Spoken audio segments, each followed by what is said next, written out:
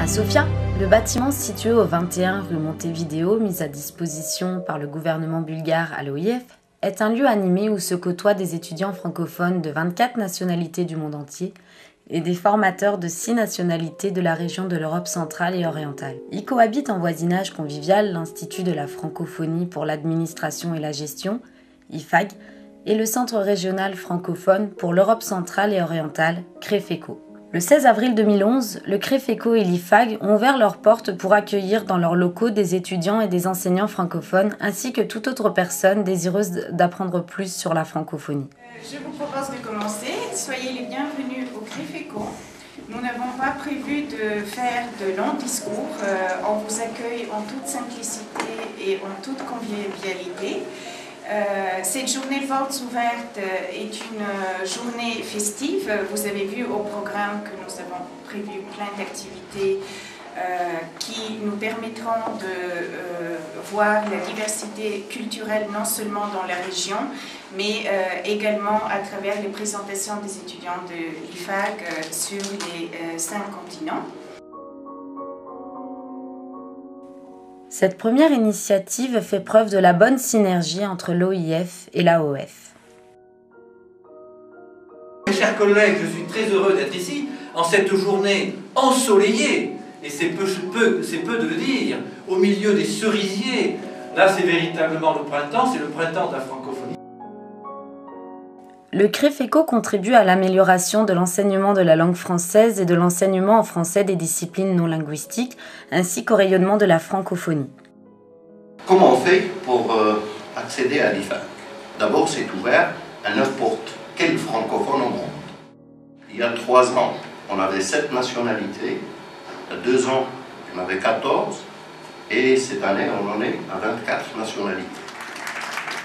Les étudiants de la promotion actuelle de l'IFAG ont pris l'initiative de présenter leur pays d'origine, leur culture et leur cuisine. Raïk Raoutianian a présenté l'Arménie, Koudjok Peli le Togo, Jean-Aimé Ngolo le Cameroun, Conan Yaonestor, Côte d'Ivoire et Evgenia Zemliania et Lyubov Gergievskaya ont présenté la Russie et ses stéréotypes. L'Arménie est un pays qui n'a pas accès à la mer. Et l'orange, c'est plutôt les couleurs de l'Arménie, je vous présente comme ça. Et l'emblème de l'Arménie, c'est l'aigle et le lion. Et ici, vous voyez au centre, c'est le monde biblique Ararat, sur lequel, selon la Bible, était l'âge de Noé.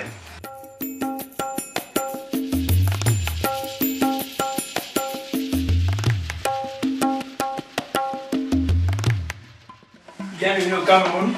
C'est par la position géographique. Et notre devise, c'est l'union, discipline et travail. Et les grandes villes sont Lomé, Atapamé, Sokodé, Kara.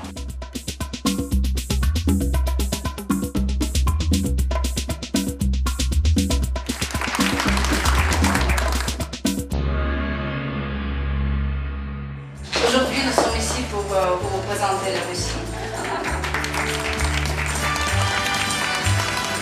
Des repas préparés par les étudiants et les hôtes de la journée étaient partagés dans une ambiance conviviale.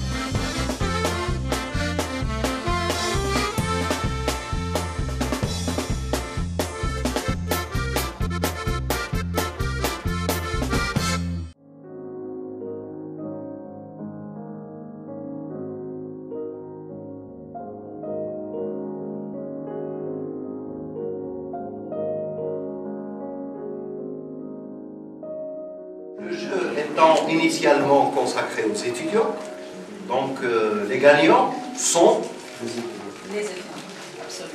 les Russes et les Marocains. Alors, je vais demander à une des étudiants.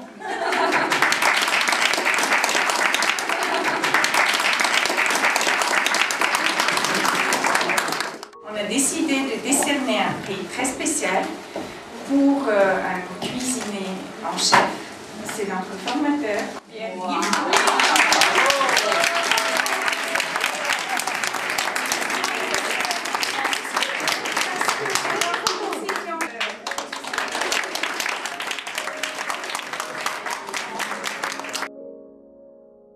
Je vous conseille très vivement de consulter le portail jeunesse de l'OIF.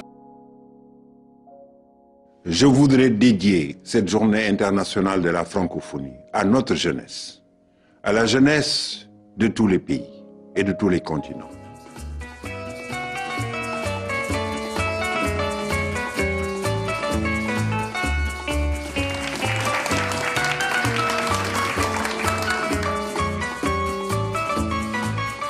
Des questions de chanteurs, de littérature, de géographie, de politique, d'histoire, etc.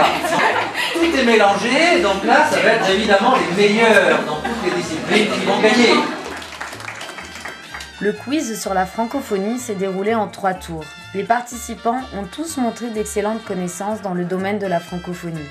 La journée de la francophonie, le 20 mars, fait référence à la création de l'Agence de coopération culturelle et technique en 1970, de l'Agence de la francophonie en 1995, du CREFECO, de l'IFAG, la CCT en 70, l'Agence de la francophonie en 95, le CREFECO ou l'IFAG. La CCT. Bonne réponse, bravo. La date, bien entendu, en 1970. Un point.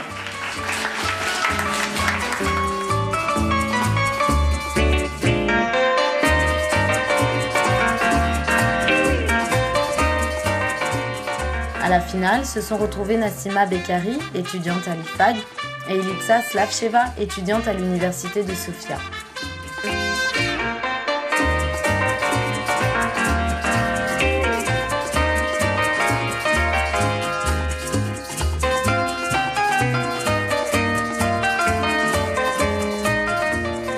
La championne du quiz a été Elitsa Slavcheva.